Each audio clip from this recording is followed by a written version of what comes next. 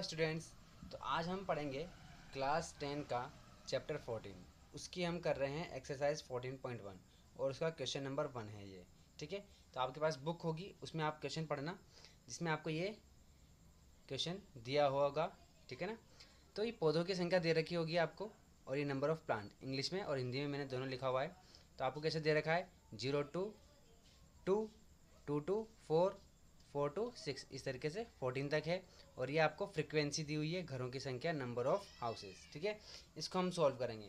बच्चों को step deviation method यानी कि कौन सा पद विचलन विधि जो होती है वो थोड़ी हार्ड लगती है, आज हम वही करेंगे।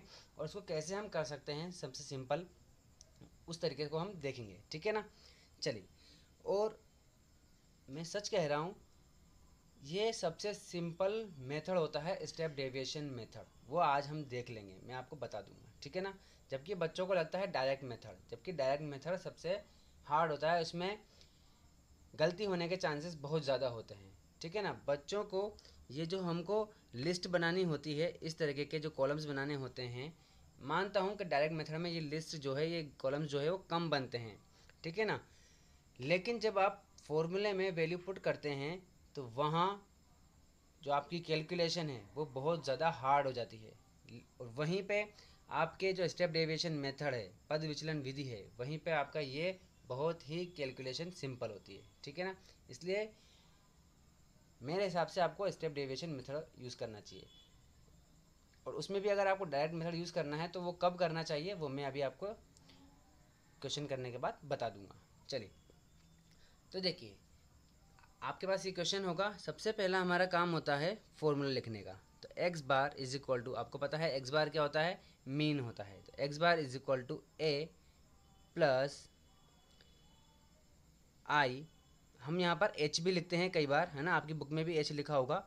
ये एच या आई एक ही बात है। ठीक है ना। आई का मतलब होता है इंटरवल, और यहाँ होता है sigma F D upon sigma F.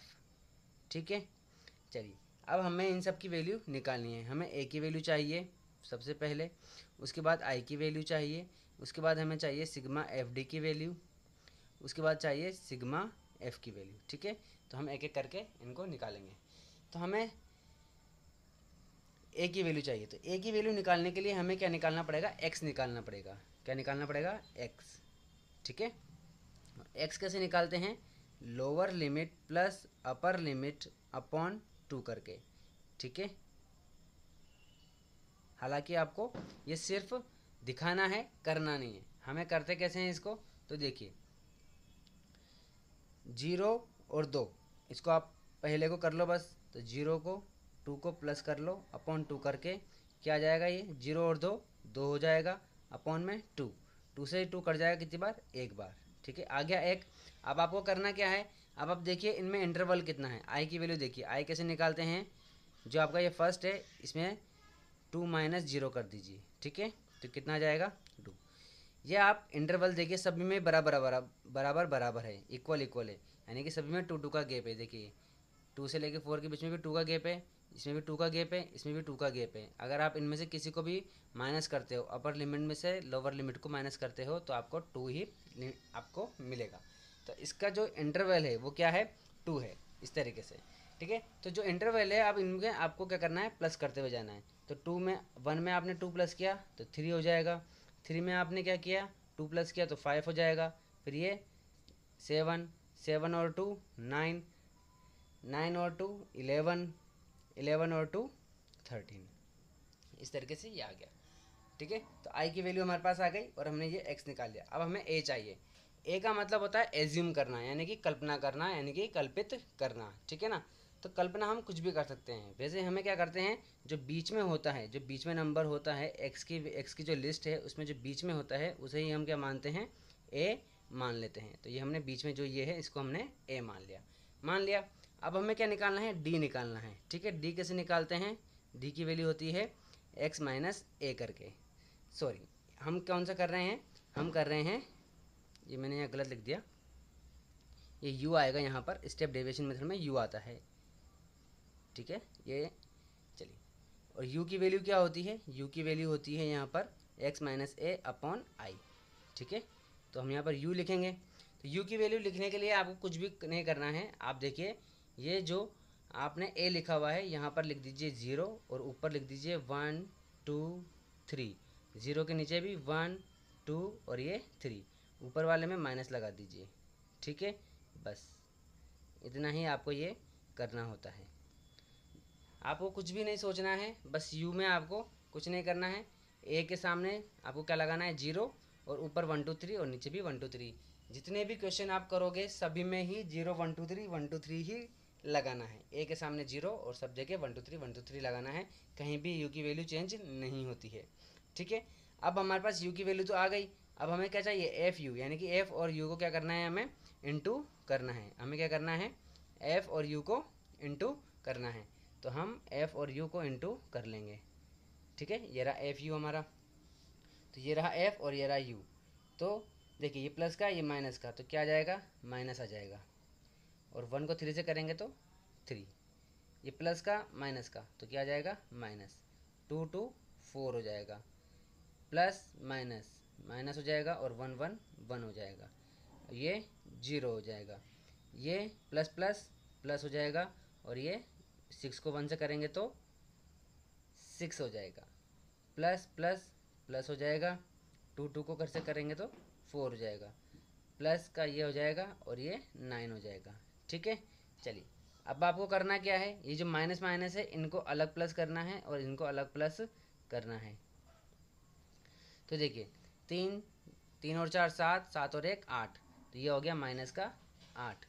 अब देखिए 6 और 4 10, 10 और 9 19, यानी कि 19 और ये प्लस का होगा, किसका होगा, प्लस का। ठीक है, अब हमें क्या करना है, सिग्मा एफ यू, हमें क्या निकालना है, सिग्मा एफ यू। हमारे पास एफ यू की लिस्ट है, ये रही हमारे पास, लेकिन हमें निकालना है सिग्मा। सिग्मा का मतलब होता है जोड़ ले, ठीक है ना, यानी कि समीशन करना, सम करना। तो सिग्मा एफ यू, तो सिग्मा एफ यू निकालेंगे तो हमारे पास क्या लिखा हुआ है यहाँ पर, -8 + 19। जब हम इसको सॉल्व करेंगे तो कितना आ जाएगा हमारे पास, ये हो जाएगा, यानी कि 19 में से हमको किसको माइनस करना है, 8 माइनस करना है। ठीक है, तो 19 में से 8 माइनस करेंगे तो कितना बचेगा, 11 बच जाएगा। और साइन हमेशा बड़े वाले का आएगा, तो साइन क्या है, प्लस का बड़ा है, तो यहाँ प्लस लगा देंगे। ठीक है, +11 आ गया। अब हमें क्या चाहिए, देखिए ए की वैल्यू हमारे पास आ गई, 7 आ गई। ठीक है, सिग्मा एफ यू की वैल्यू भी आ गई हमारे पास +11, और सिग्मा एफ की वैल्यू निकाल लेते हैं। तो जब हम इनको प्लस करेंगे, देख लीजिए 2 और 1 3, 4 4 और 5 9, 9 और 6 15, 16 17 18 19 20, यानी कि 20। सिग्मा एफ की वैल्यू कितनी आ गई, 20 आ गई। तो ये हमने यहाँ पर लिख दिया 20। अब हमारे पास सारी वैल्यू है। ठीक है, ए की वैल्यू है, इसकी वैल्यू, सबकी वैल्यू है। इसमें क्या कर देते हैं, हम पुट कर देते हैं फॉर्मूले में। तो हमारे पास वैल्यू इधर कर देता हूँ मैं आपके लिए। ठीक है, तो ये हो जाएगा x bar is equal to, A की वैल्यू कितनी है हमारे पास, 7 है, प्लस आई की वैल्यू कितनी है, 2 है, ये ब्रैकेट ऐसा का ऐसा। सिग्मा एफ यू की वैल्यू कितनी है हमारे पास, 11 है, सिग्मा एफ की वैल्यू 20 है। ठीक है, चलिए ये आ गया। इसके बाद 7 ऐसा का ऐसा, प्लस, अब देखिए इस 2 को हम क्या करेंगे, ब्रैकेट के अंदर लेके जाएंगे। याद रखिए ब्रैकेट के बाहर अगर कोई ऐसा नंबर है जो इनटू हो रहा है, क्या हो रहा है, इनटू। देखिए 2 जो है इस ब्रैकेट के बीच में कोई साइन नहीं है, इसका मतलब 2 इस ब्रैकेट से क्या हो रहा है, इनटू हो रहा है। तो याद रखिए अगर कोई भी नंबर ब्रैकेट से इनटू हो रहा है, मल्टीप्लाई हो रहा है, तो आप उस 2 को, यानी कि उस नंबर को अंदर लेके जाइए आप। ठीक है, ब्रैकेट को खोलना नहीं है, आपको उसको अंदर लेके जाना है। तो आप ये लिख देंगे 2 × 11/20। ठीक है, ऐसे लिख देंगे। 2 के अगर कोई नीचे कुछ नहीं है तो आप यहाँ पर 1 लगा सकते हैं। ठीक है, अब देखिए पहले चेक कीजिए कि ये ऊपर नीचे कट रहे हैं क्या, नहीं कट रहे।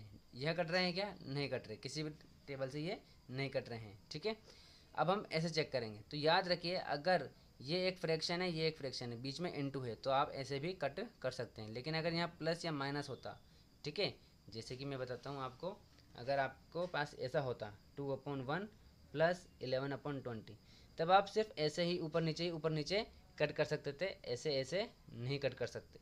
लेकिन यहाँ पर क्या है, हमारे पास इनटू है, क्या है, इनटू, यहाँ बीच में क्या है, इनटू, तो आप ऐसे भी कट कर सकते हैं। तो देखिए 2 की टेबल से ये कट जाएगा 10 टाइम, यानी कि 10 बार। तो ये 7 ऐसा का ऐसा प्लस क्या बचा यहाँ पर हमारे पास, देखिए यहाँ पर 11 बच रहा है और यहाँ पर हमारे पास 10 बच गया। ठीक है, अब देखिए 10 से इसको भाग दे देंगे हम तो कितना बचेगा, हमें पता है पॉइंट लगा, अगर नीचे एक ही जीरो है तो पॉइंट लगा देंगे तो ये बन जाएगा 1.1। अगर आपको ये कैलकुलेशन नहीं करने आती है कि ये 1.1 कैसे आया तो आप कमेंट कर दीजिए, मैं आपको समझा दूंगा। ठीक है ना, कैलकुलेशन समझा दूंगा। अब देखिए जब आप उसको प्लस करेंगे तो ये कितना हो जाएगा 8.1। तो अगर ये भी समझ में आया कि 8.1 कैसे आया तो ये भी आप कमेंट कर दीजिए, मैं आपको इसके ऊपर अलग से वीडियो बना दूंगा। तो आपका आंसर कितना आ गया 8.1। ठीक है, तो देखिए आपको ज़्यादा सोचने की ज़रूरत नहीं होती है। यू वाले में आपको सिर्फ एक्स निकाल करके यू निकालना होता है, ए के सामने सिर्फ 0 और ऊपर नीचे 1 2 3 1 2 3 लिखना होता है। ठीक है, आपको डायरेक्ट मेथड कब यूज़ करना है, डायरेक्ट मेथड आपको सिर्फ तभी यूज़ करना है जब आपकी एक्स की वैल्यू क्या हो, सारी के सारी क्या हो 10 से छोटी हो। जैसे कि यहाँ पर 11 है, 13 आ गया। ठीक है ना, तो ये भी अगर क्या होती 10 से छोटी होती तो आप क्या यूज़ कर सकते थे, आराम से डायरेक्ट मेथड यूज़ करना आपके लिए क्या होता आसान होता। देखिए और एफ़ की वैल्यू भी आपके लिए सबकी सब क्या है 10 से छोटी है। तो जब आपकी एफ़ और एक्स की वैल्यू क्या हो 10 से छोटी हो तो आप आराम से डायरेक्ट मेथड यूज़ कर सकते हैं। ठीक है, वो आपके लिए बहुत बेस्ट होगा। ओके, समझ में आ गया होगा। Thank you.